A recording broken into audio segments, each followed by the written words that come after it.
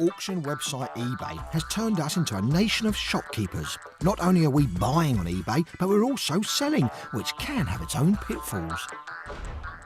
eBay and its preferred payment system, PayPal, have a very stringent security system in place to protect its consumers. But despite this, fraudsters are still managing to scam some unsuspecting users. Mother of three, Trina Kemp from Essex, needed some extra cash to top up her wages last year, so she decided to sell her jewellery on eBay for over £600. I was selling this jewellery because I had my three children's birthdays. They're all within 5 weeks of each other, all three birthdays, and they all fall a month before Christmas. Trina followed eBay's advice and asked the buyer to deposit the funds into her PayPal account. Now, PayPal acts as a middleman, so when it informed Trina that the money was in her account, she thought it was safe to post the jewellery. But just a few days after posting, PayPal had some bad news for Trina. The buyer wasn't genuine. She had been caught out by a scam. The buyer had asked Trina to send the jewellery to their address in Lithuania, but they'd fraudulently used the account of a PayPal customer in America to pay for it, so they got Trina's jewellery without spending their own cash. According to PayPal rules, you should only send the goods to the address on the transaction details. Because Trina hadn't done that, she didn't qualify for seller protection and she had to pay the money back. I feel like I've done absolutely nothing wrong. I partied with all my gold jewellery and got absolutely nothing for it. So how do you protect yourself? PayPal does offer seller protection, which covers you against these kinds of scams, but only if you follow their rules. Trina found out too late just how common these scams can be.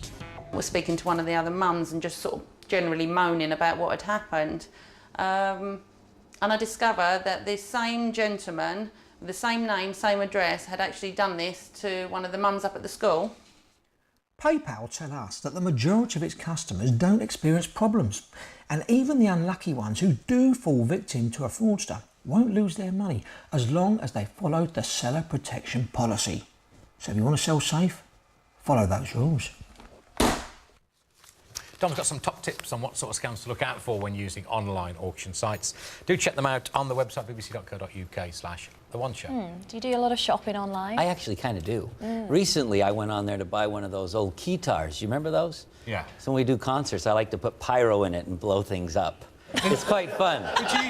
Yeah, but if I was selling one of those, do you use your own name? It says no, buyer, I don't. Little No, Jimmy I don't. Osmond and the rest. It probably costs double then. Yeah. No, I don't really. It's just fun though to go shopping and you look for stuff and it pops up. You know, it's amazing.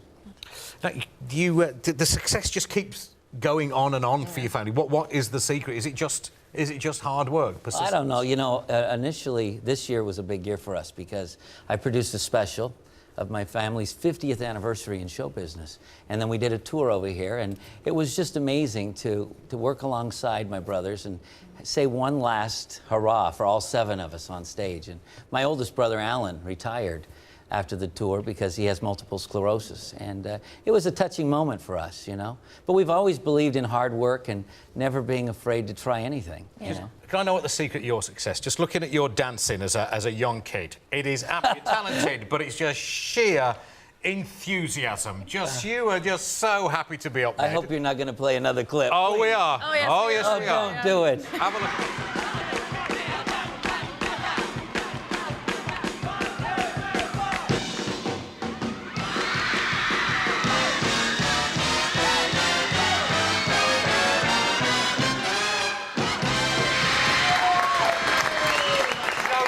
I told you we weren't afraid to try anything, right? That's for sure. That proves it. So will we see this in the new tour that's coming up? Heck no. Once No. in a lifetime tour. Tell us, so it's not just the Osmonds, of course. No, then. it's David Essex, Leo Sayer, which we've never worked with Leo before. We're looking forward to that.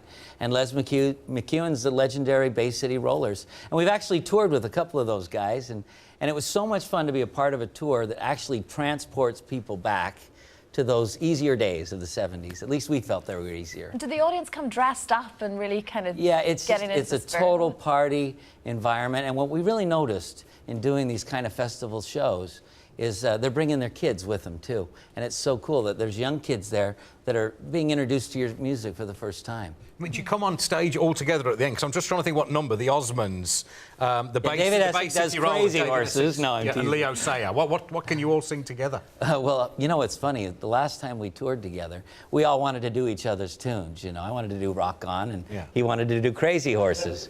But it really is interesting because we all crossed paths in the 70s, but never really knew each other.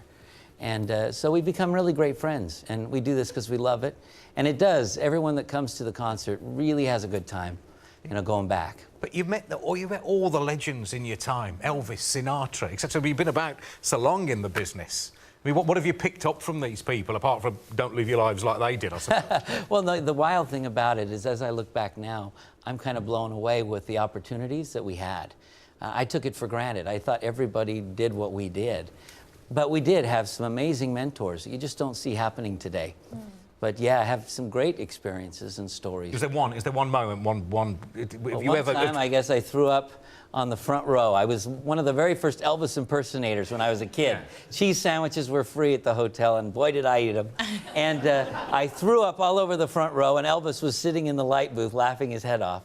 Really? And yeah, that was kind of one of the most embarrassing moments of my life. But no, you know, we've had a lot of really cool experiences. But vomiting in front of Elvis. Vomiting in front of Elvis was the big one. And you're going yeah. the length and breadth of the country with the tour as well, then? Yes, we'll be back here at Wembley, I think on the 1st of July, but it starts in Manchester, June. Liverpool, Newcastle, Nottingham, Sheffield, Birmingham and Cardiff. got it That's, down. next yeah. June and July. Oh, we do our homework. All this week, our